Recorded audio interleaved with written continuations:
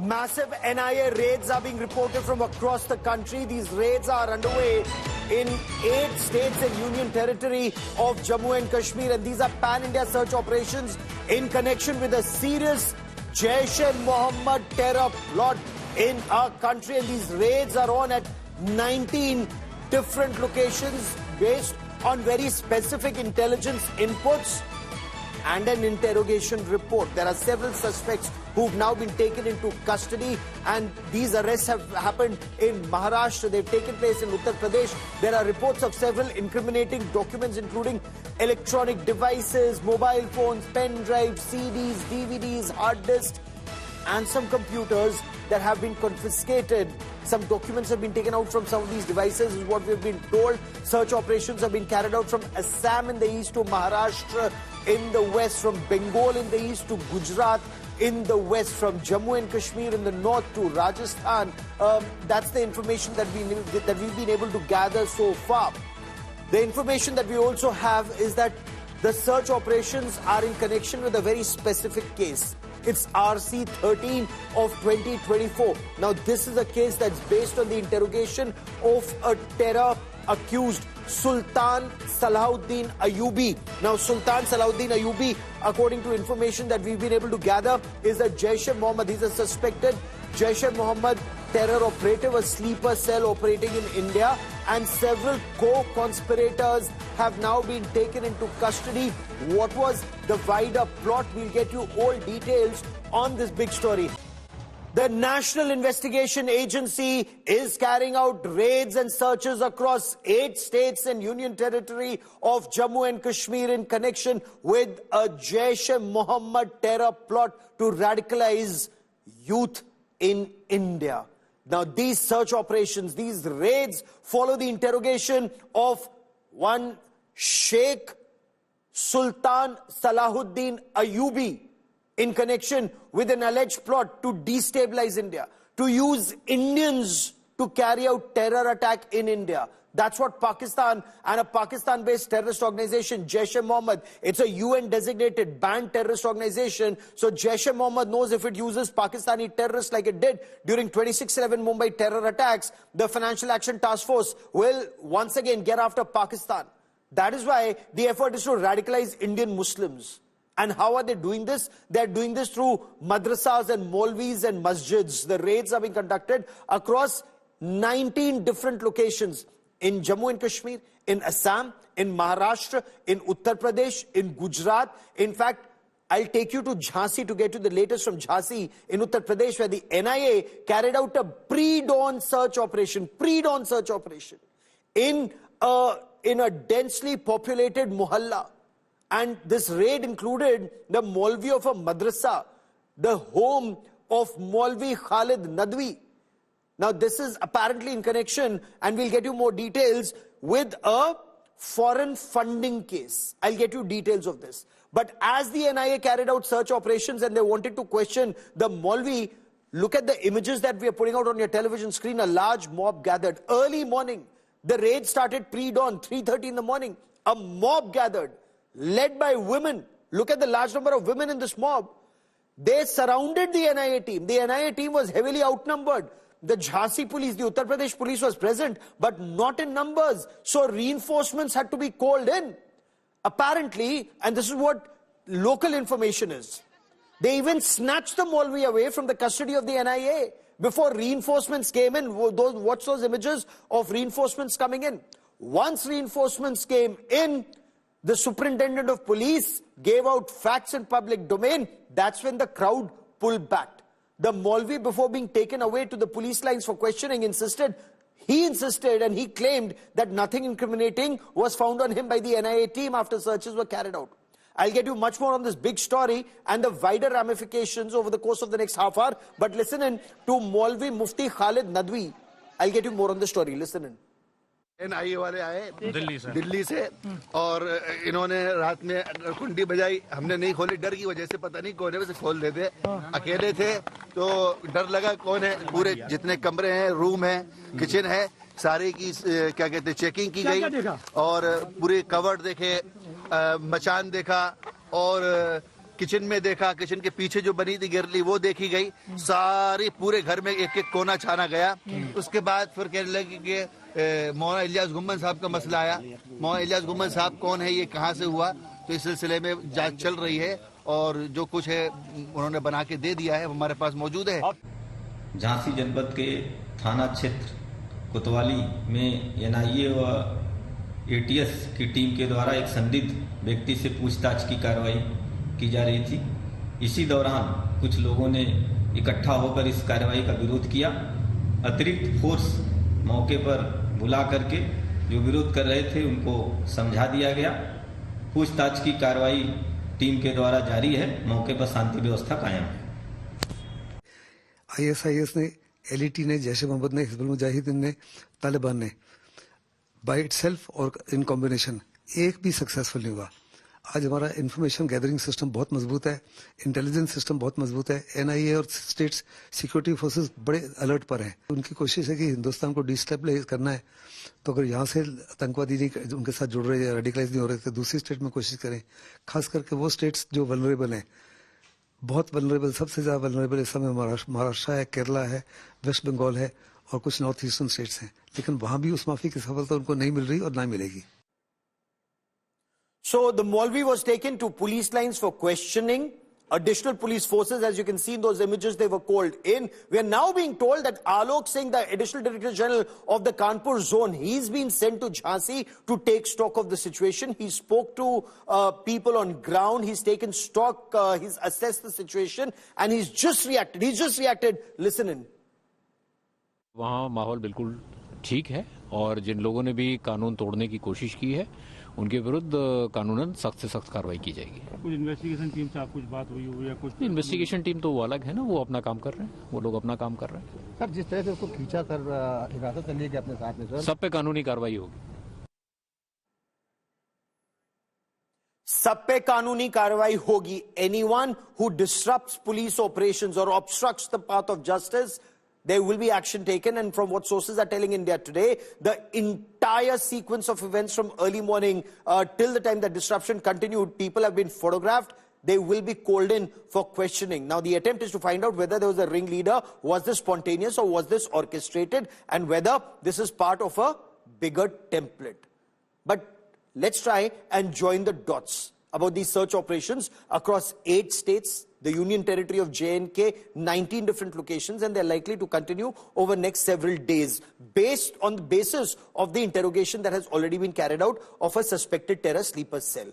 So from a Maulvi in Jhansi in Uttar Pradesh to some youngsters apparently in Maharashtra. We have names, but we will not give them out until the time they're officially given out by the police. Several suspects have now been taken into custody. Some more details are emerging from search operations that have been carried out in places like Gwalpara. So let's start from Assam. Gwalpara, east. Aurangabad, Amravati and Mumbai, Maharashtra in the west. Jhansi, Bareilly and Deoband and Saharanpur in Uttar Pradesh to Sitamarhi in Bihar. Hooghly in Bengal to Baramulla, Riyasi, Badgam and Anantnag in Jammu and Kashmir and Mehsana in Gujarat. These are just some of the inputs that we've been able to gather so far. Let me now cut across to India Today's finest team of reporters who've been reporting from ground zero from early this morning. I have Mir Farid, who joins us from Jammu and Kashmir. Devesh Singh joins us from Maharashtra. Jitendra Bahadur Singh has been piecing together all the inputs on this big story. He joins us from the Ministry of Home Affairs in the National Capital. Also with us on this special broadcast is Dr. Vikram Singh, former Director General of the Uttar Pradesh Police, and Abhijit Iyer Mitra is a counter-terror analyst and expert who joins us on this special broadcast. We'll go to our guest, but before that, I quickly want to cut across to India Today's finest team of reporters on ground. Jitendra, अब तक की पड़ताल में क्या तथ्य निकलकर सामने आए हैं? What are facts that emerge from investigation so far? Who are those who've been taken into custody, and what more do we know of this Sheikh Sultan Salahuddin Ayubi? On the basis of interrogation of this person, the search operations were carried out. सबसे ताजा जानकारी आपके पास क्या है, जितेंद्र? जम्मू कश्मीर में लगातार जैश-ए-मोहम्मद की जमीन खिसक रही है। इसी बात को ध्यान में रखते हुए पाकिस्तान में बैठे जैश-ए-मोहम्मद के आका अब भारत के अन्य राज्यों में भी रिक्रूटमेंट का प्लान तैयार किया है। यही वजह है कि एनआईए और आईबी के पास एक रिपोर्ट पहुंची, जिसके आधार पर आज उन्होंने 19 जगहों पर बड़ी छापेमारी की। पैन इंडिया छापेमारी एनआईए की तरफ से किया गया, जिसमें तमाम चौंकाने वाले दस्तावेज इनके घरों से बरामद हुए। साथ ही मोबाइल फोन और सीडी भी एनआईए ने जब्त किया है। इसकी फॉरेंसिक जांच आने वाले समय में एनआईए की तरफ से किया जाएगा, जिससे कई खुलासे होंगे। लेकिन सबसे बड़ी बात है कि शेख सुल्तान अयूबी, जो कि इस पूरे मामले का मास्टरमाइंड है, उसको ये कहा जा रहा है कि विदेशों से फंडिंग हो रही थी। इससे पहले अक्टूबर के महीने में 26 जगहों पर एनआईए की तरफ से छापेमारी किया गया था। उसकी पूछताछ में ये पता चला कि देश के अन्य राज्यों में भी अलग अलग स्थानों पर रिक्रूटमेंट का प्लान जैश-ए-मोहम्मद की तरफ से किया जा रहा है। इसमें कई लोग जमात के शामिल हैं, जो कि रिक्रूटमेंट करने में जुटे हुए हैं।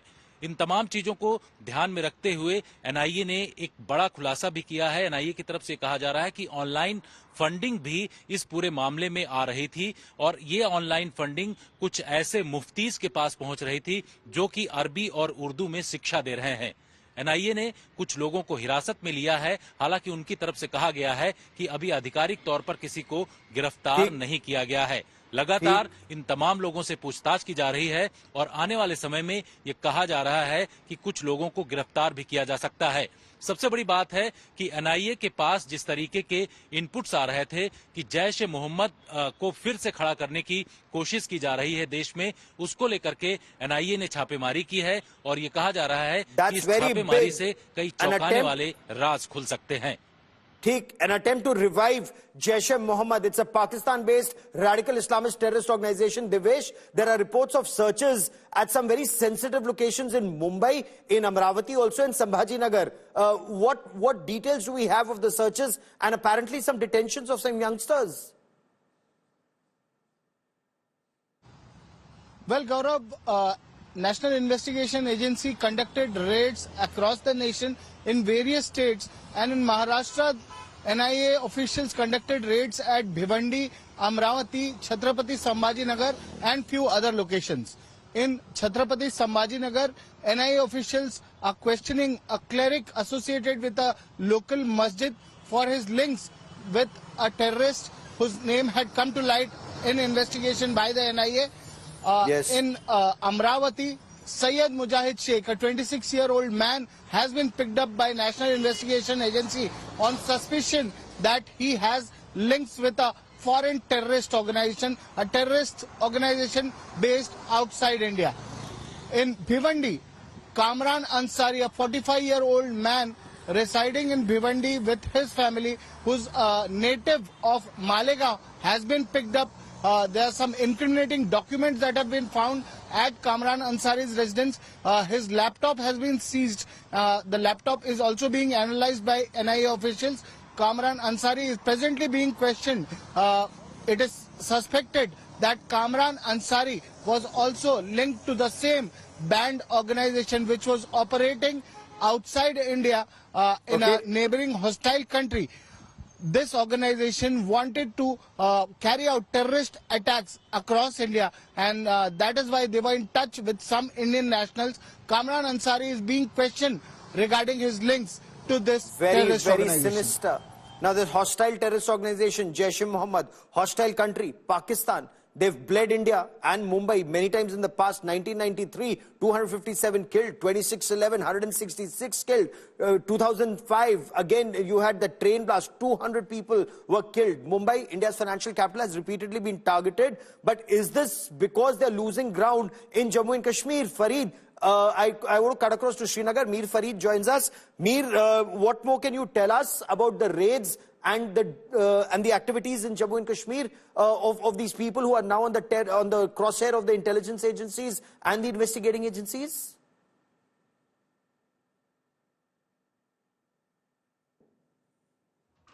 Well, yes, Gaurav. In fact, this is the Jaish-e-Mohammed conspiracy case that the NIA has been investigating through 2024. If you remember, a couple of months back in October, there were similar raids that were conducted by the NIA teams at 26 locations across 5 states. Now, this case pertains to radicalization of youth, radicalization of young impressionable minds who are radicalized and fed with literature so that they really pick up the gun or indulge in terror activity. There are suspects one of whom was arrested, detained in October.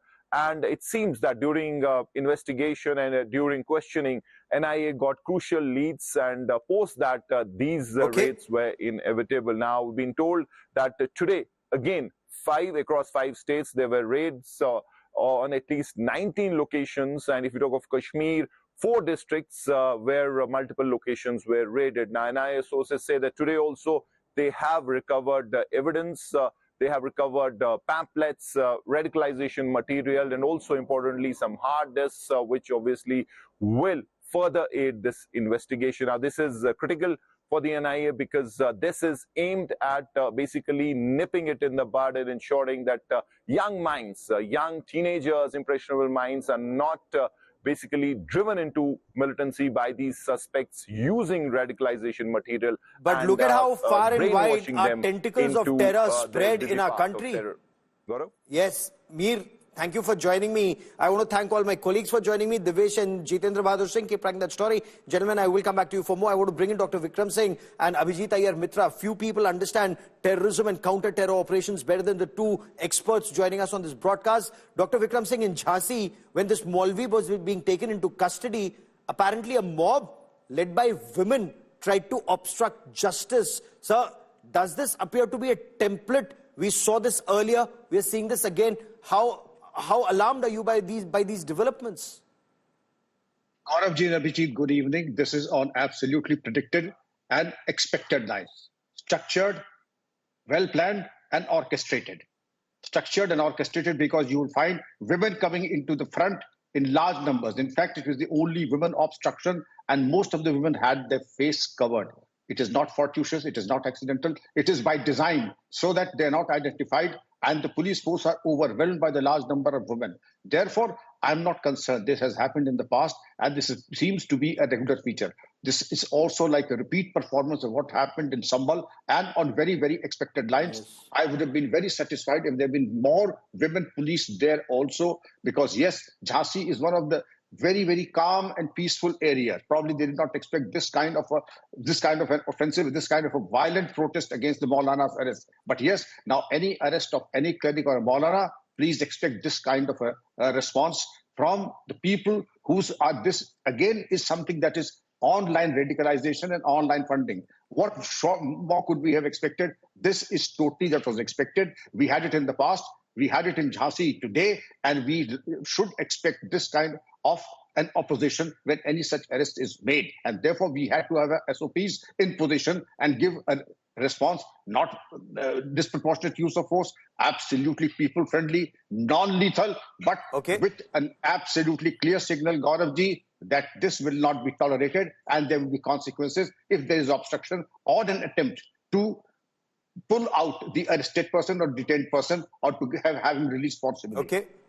You know, Abhijit, what's extremely alarming is the fact that in the past, now talk about 26/11 Mumbai terror attacks, Pakistan had to send in 10 Pakistani terrorists and Pakistani fingerprints and footprints were all over the place. Here, they want to radicalize Indian youth to target India, and should something happen, radicalization by Pakistan, money sent in from overseas, weapons, God forbid, coming through the Bangladesh route relatively easier now, bleed India and no Pakistani footprint, blame it on Indians or claim there's some kind of a civil war or something happening.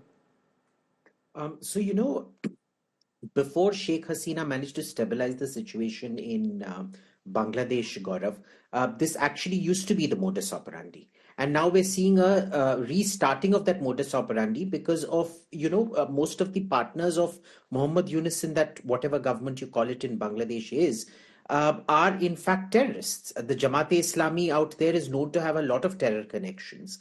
So they've also stopped requiring security clearances and things like that from Pakistani shipments coming into Bangladesh, number one. Number two, you know, this using of women and children as human shields is a very old tactic. We used to see this in Kashmir as well, where kids and women used to be sent at the front of stone pelters so that the pellets would hit them, and then they could claim, oh, this was an innocent boy, oh, this was an innocent girl. You see this being done, of course, in Gaza as well right now, where Hamas will hide everything under schools, hospitals, and things like that. It is a very common modus operandi amongst these people. The third thing, I would actually look at this as as a good news rather than a bad news, because our surveillance capacities have become so good. And the fact that, monitoring money flows has become so good because of UPI and things like that. We are able to pick up on these things and nip things in the bud before things go wrong. Usually these arrests used to happen after a terror attack. Yes. Here we're actively going after people. We're able to detect it, and we're able to preempt most of these terror attacks from happening. And all of this has happened primarily because of a very significant increase in electronic money transfer on your phone, as well as the general surveillance networks that have been strengthened over the last 10 to 15 years. Stay with me, and there are several who are asking why is this so alarming? This name, Maulana of Terror, Masood Azhar.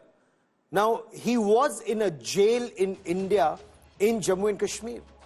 He was so dear to Pakistan's military jihad infrastructure that Pakistan ordered the hijack of IC-814 in December 1999, barely 6 months after India gave Pakistan a bloody nose in the Kargil war. So this Maulana of Terror was released in lieu of 100+ passengers on board IC-814. We'll talk another day about the ecosystem that put so much pressure that sort this out by the end of December 1999. But anyway, in 2000, he founded this terrorist organization called Jaish-e-Mohammed. He's been involved in a series of terror attacks in India. The suicide attack at the Badami Bagh cantonment, it happened in 2000. This was the first suicide bombing, a VBIED, or the vehicle-borne improvised explosive device. The car bomb that exploded outside the Badami Bagh cantonment, the Chinar Corps headquarters, 8 people were killed in that incident. Then the State Assembly building, 31 people were killed in that attack.